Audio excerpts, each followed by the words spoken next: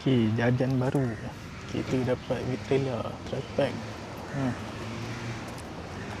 Sekarang ada 2. Lepas tu Vitera Claw Mini bag. Ada jenis cengkam untuk seat. Nampak?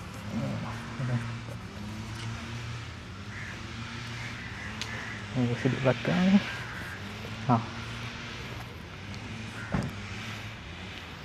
100% waterproof. Banyak strap dia ni. Ni boleh letak grab bag atas ni. Lepas tu kompartmen ni pun banyak. Ni satu atas. Ni kompartmen main dia. Siap bagi bag waterproof. Dia punya manual cara nak pasang.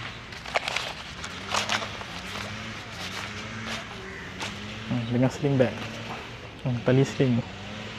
Boleh ikat kat sini. Senang nak bawa, nak simpan ke apa. Dalam dia pun ada lagi. Mungkin nak simpan file-file ke, takut hujan. Ni pun bag waterproof ni. Tengok. Dia ni waterproof. Dia bagi 2 bag waterproof. Double. Kalau risau apa, bocor kan. Dia bagi 2 terus.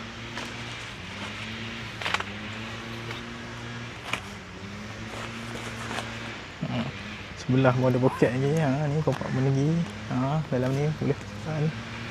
Ni pun ada lagi. Banyak kompartmen dia. Aduh, ambil ya. Ikat kat sini. Lalu bawah lah. Dia pakai double D-ring ni. Double D-ring ni. Sebelah ni pun sama lah. Boleh letak barang. Luas naik. Luas.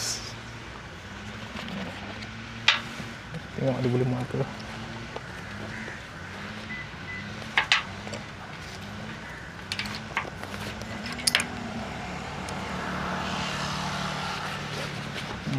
Bag.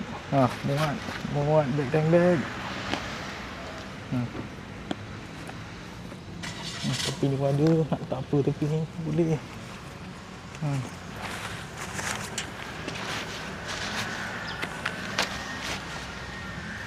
Ini yang mini punya. Ada yang lagi besar ni. Depan sama. Ikat guna double D-ring. Kemas.